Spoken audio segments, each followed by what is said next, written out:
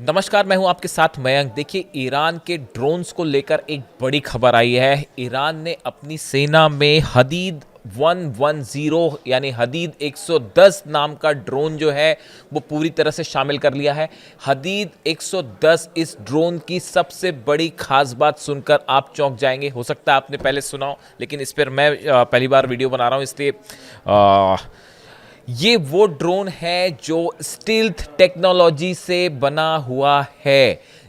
Iran का पहला drone जिसमें स्टेल्थ टेक्नोलॉजी होगी। आज से ठीक 2 दिन पहले मैंने वीडियो बनाया कि ईरान B2 बॉम्बर बना रहा है, B2 बॉम्बर की तरह अपना जेट बनाना चाह रहा है। आपने खूब लाइक्स दिए उस वीडियो पे, खूब सारे व्यूज़ आए हैं। और देखिए, ये सिर्फ 2 दिन के अंदर ही खबर सामने आ गई है कि हदीद 110 जो है वो स्टिल टेक्नोलॉजी का ड्रोन है। अब आप इस बात को समझिए। देखिए, हमने जो खबर आपको बताई वो खबर की पुष्टि होती दिखाई दे रही है। B2 बॉम्बर तभी बनाया जा सकता है जब आपके पास स्टेल्थ टेक्नोलॉजी हो, तभी उसका B2 बॉम्बर होने का मतलब है। अब ईरान अपने ड्रोन में इस बात का कंफर्मेशन आ गया है कि ईरान का हदीद 110 हदीद 110 जो ड्रोन है इसमें स्टिल्थ टेक्नोलॉजी है। यानी ईरान अपने ड्रोन्स को लेके स्टिल्थ टेक्नोलॉजी हासिल कर चुका है, स्टिल्थ टेक्निक हासिल कर चुका है। इस ड्रोन की सबसे बड़ी खास बात, अगर हम सरल शब्दों में बात करें कि स्टिल्थ टेक्नोलॉजी क्या होती है और कैसे काम करता है, और इस ड्रोन की हम अगर बात करें, इस ड्रोन की सबसे बड़ी खास बात यह है कि ये रडार्स को चकमा दे सकता है। देखिए, शाहिद 136 ये ईरान का वो ड्रोन है जिसकी सबसे ज़्यादा चर्चा है। रूस ने इसका इस्तेमाल यूक्रेन में किया, ज़बरदस्त तरीके से सफलता हासिल की।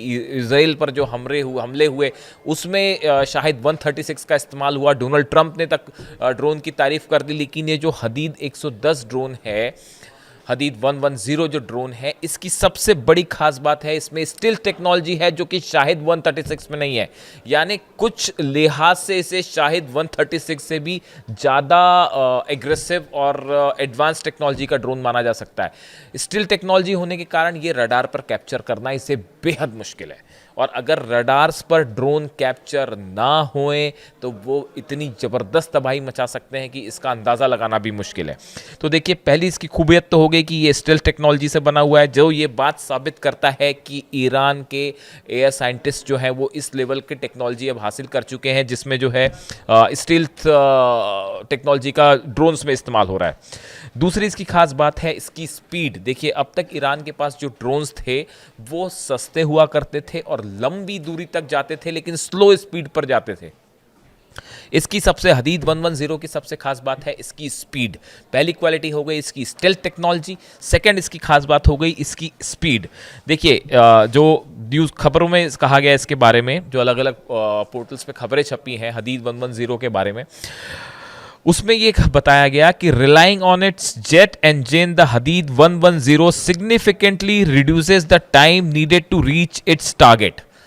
अपने निशाने तक पहुंचने पर, जहां टारगेट सेट किया गया वहां तक पहुंचने में बहुत कम समय लगता है। An element that directly limits the enemy's window for the detection, tracking and engagement.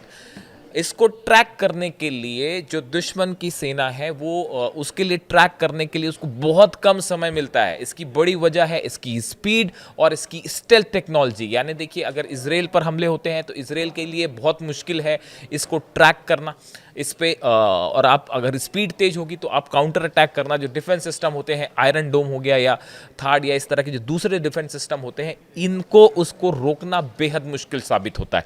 इसलिए ये खास माना जा रहा है। देखिए, this UAV was employed in the 5-day anti terrorism exercise Shahid 2025। हाल ही में हमने देखा कि ईरान ने कई देशों के साथ मिलकर, जिसमें SCO के देश भी शामिल थे, एक बड़ी एंटी टेरर एक्सरसाइज की थी। उसमें भी इस ड्रोन का इस्तेमाल किया गया, और उसके बाद जब सारे टेस्ट सफल हो गए, अब उसे पूरी तरह से फुल फ्लेजेडली ईरान ने अपनी एयरफोर्स में शामिल कर लिया है। ये जो ड्रोन है सबसे पहले पिछले साल ही असल में इसको जो पहला इंट्रोडक्शन इसका किया गया था वो सुप्रीम लीडर अली खामनेई साहब जो हैं उनके सामने सबसे पहले इस ड्रोन को पेश किया गया था, और उसके बाद इसमें धीरे धीरे एडवांसमेंट किए गए। और जब इसकी स्टेल्थ टेक्नोलॉजी, कई सारे क्रॉस टेस्ट हुए, क्या रडार पर ये कैच हो पा रहा है, क्या ये दुश्मन देश जो है वो क्या इसको अपने रडार से पकड़ सकते हैं, या डिफेंस सिस्टम इसको हिट कर पा रहा है या नहीं, ये तमाम टेस्ट से गुजरने के बाद ये पाई गई बात कि ये अब तक के जितने ड्रोन्स हैं ईरान की, उसमें सबसे ज़्यादा फास्ट है। इसकी जो है डिस्टेंस 500 किलोमीटर है। बाकी जो ड्रोन्स हैं वो ज़्यादा डिस्टेंस तक ट्रैवल करते हैं लेकिन स्पीड कम होती है।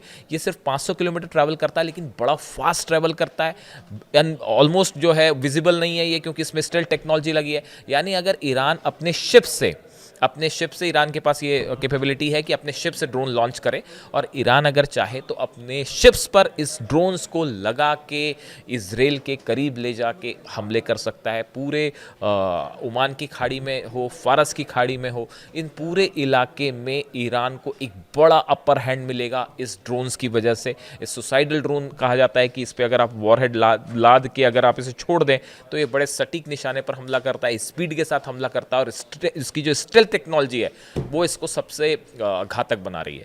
यानी आने वाले दिनों में हम देख सकते हैं कि ईरान की इसकी असल में जो आप अगर जहाँ तक मैं समझ पा रहा हूँ, इसकी जो सबसे खास बात है वैसे इस स्टेल्थ टेक्नोलॉजी, और इस बात पर नज़र रहेगी। हम जो आप जब वेपन्स की बात करते हैं तो आप ये समझने की कोशिश करते हैं, उसमें इंपॉर्टेंट चीज़ ये होती है कि अगर कोई भी देश कोई एक नया वेपन बना रहा है, कोई नया ड्रोन बना रहा है या जेट बना रहा है या कोई भी इस तरह की मिसाइल बना रहा है, उसमें जिस टेक्निक का इस्तेमाल किया गया है उसका लेटेस्ट वर्जन क्या है। अगर वो एडवांस्ड है, पिछले वर्जन से बेहतर है, तो वो काफ़ी असरदार होती है। और ये जो स्टेल्थ टेक्नोलॉजी, आप पहली बार ईरान के बारे में बात सुन रहे होंगे कि किसी ड्रोन में या किसी भी वेपन में स्टेल्थ टेक्नोलॉजी लगी हुई है। अब ये बड़े गौर करने वाली बात होगी कि यहाँ से आगे जो है ईरान इसका क्या सफलतापूर्वक अपने बाकी के जेट्स में इस्तेमाल कर पाएगा। जो B2 बॉम्बर की बात हो रही है कि उसको बनाने की कोशिश हो रही है, तो अगर ऐसा है, ये ड्रोन में अगर सक्सेसफुल रहा तो ये जो है बाकी प्लेन्स में भी सक्सेसफुल हो सकता है, और ये ईरान के लिए एक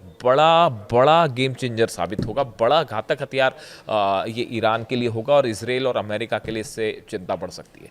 इससे जुड़ा जो भी अपडेट होगा आप तक पहुंचाएंगे। वीडियो कैसा लगा ज़रूर बताएं। Thank you so much.